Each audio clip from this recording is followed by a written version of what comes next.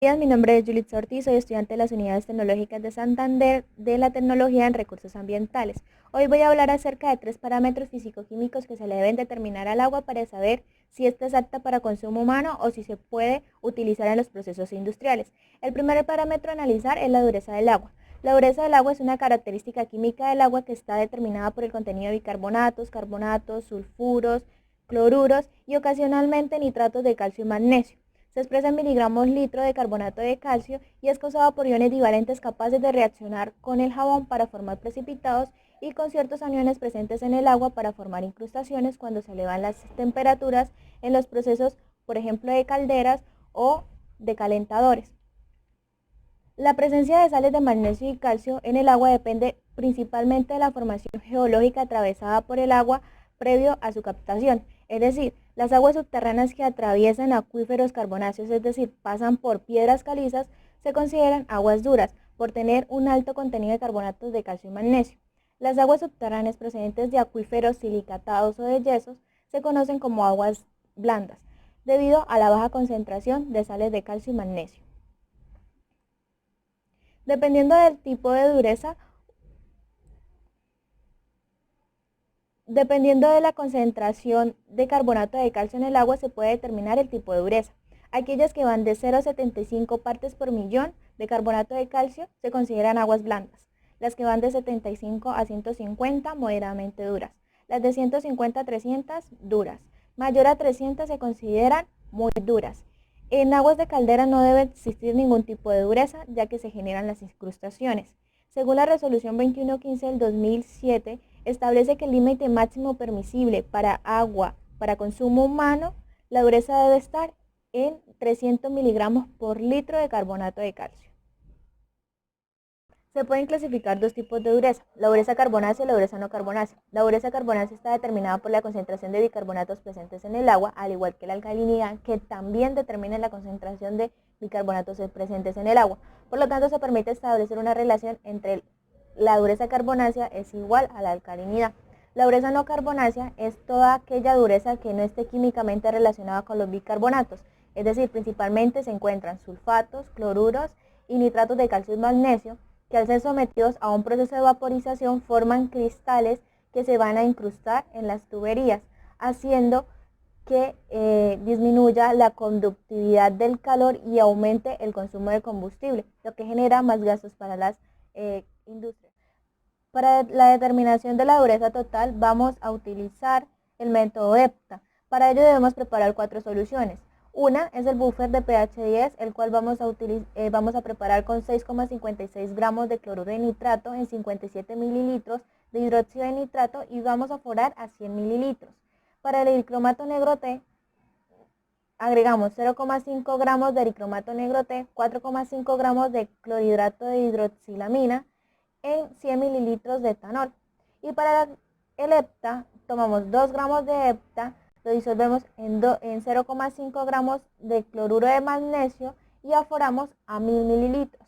Para el cloruro de calcio utilizamos 0,5 gramos de cloruro de calcio, de carbonato de calcio, en 10 mililitros de HCl3N y aforamos hasta 1000 mililitros. Para la estandarización del hepta vamos a agregar 5 mililitros medidos en una probeta de cloruro de calcio en un Erlenmeyer.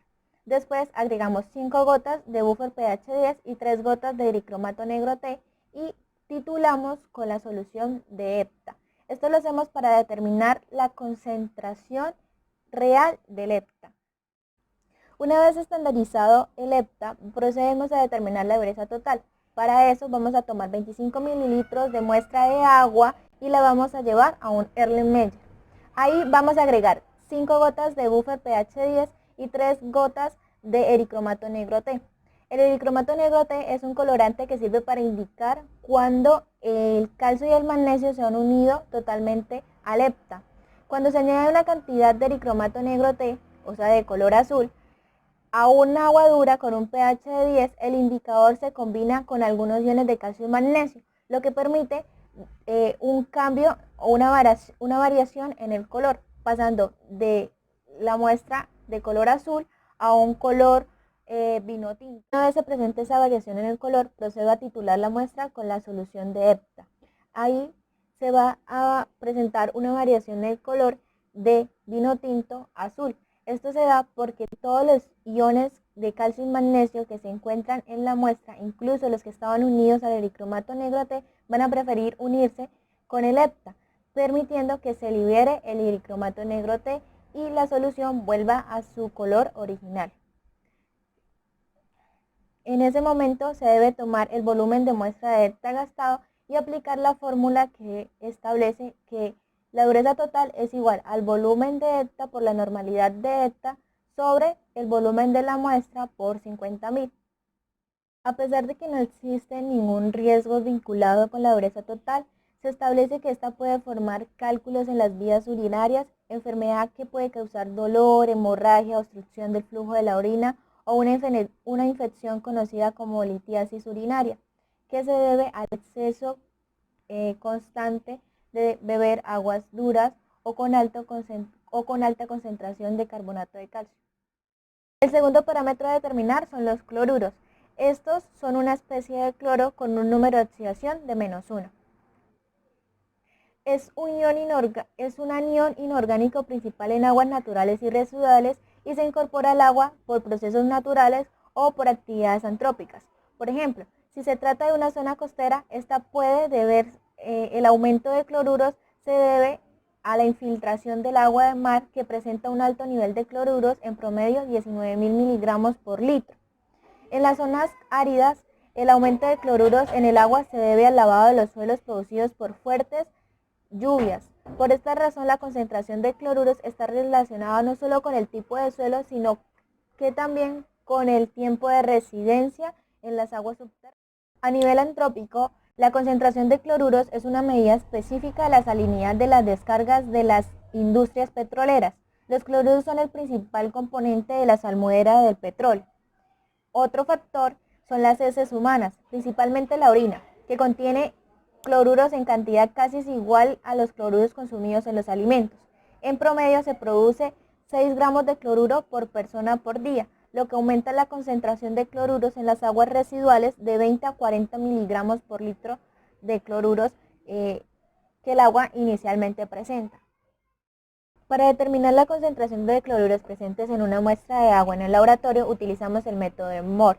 Este utiliza una solución de nitrato de plata al 0,0141 normal. Para ello debemos preparar 3 soluciones.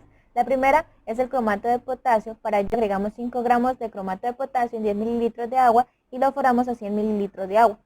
El nitrato de plata, con una concentración de 0,0141 normal, debemos tomar 0,479 gramos de nitrato de plata y lo disolvemos en 200 mililitros de agua destilada. El cloruro de sodio, que va a tener una concentración de 0,0141 normal, tomamos 0,1648 gramos de cloruro de sodio y lo disolvemos en 200 mililitros de agua destilada. A nivel industrial existe el sistema de resina catiónico de ácido fuerte y anión base fuerte para retirar los cloruros presentes en el agua. Este consta de dos vasijas. Una es la resina de catión ácido fuerte, por donde ingresa el agua cruda y le va a aportar protones al agua. Luego, esta agua es llevada a la resina de anión base fuerte y esta le va a formar hidróxidos, lo que permite que se trate el agua. Para un mejor funcionamiento, durante el proceso se instala una unidad de remoción de CO2. Riesgos. Aún no se asocia ninguna enfermedad con el consumo de aguas con cloruros. Sin embargo, la resolución 2115 del 2007 establece que el nivel máximo permisible de cloruros presentes en el agua para consumo humano debe ser de 250 miligramos por litro. Un contenido elevado de cloruros puede dañar las tuberías y estructuras metálicas y perjudicar el crecimiento vegetal. Incluso puede llegar a ser insatisfactorio para el ser humano el consumo del agua. Para la determinación de los sólidos existe un proceso para cada uno de ellos. En el caso de los sólidos totales debemos tomar una cápsula, llevarla a un horno por 2 horas a 150 centígrados y después es llevada a un desecador por 2 horas hasta que ésta vuelva a su temperatura ambiente. Una vez la cápsula se encuentra a la temperatura ambiente, procedemos a pesarla vacía. Después de que tenemos la cápsula pesada, agregamos 25 mililitros de agua a la cápsula y la llevamos de nuevo a un horno a 150 centígrados por 2 horas. Sacamos la cápsula, hay que tener en cuenta que se deben utilizar las pinzas metálicas, no manipularla con la mano, y pesamos de nuevo la cápsula con el residuo que quedó después del proceso de secado. Y determinamos los sólidos totales, que se determinan por partes por millón, que es igual al peso final de la cápsula menos el peso inicial de la cápsula o el volumen de la muestra por 10 a la 6.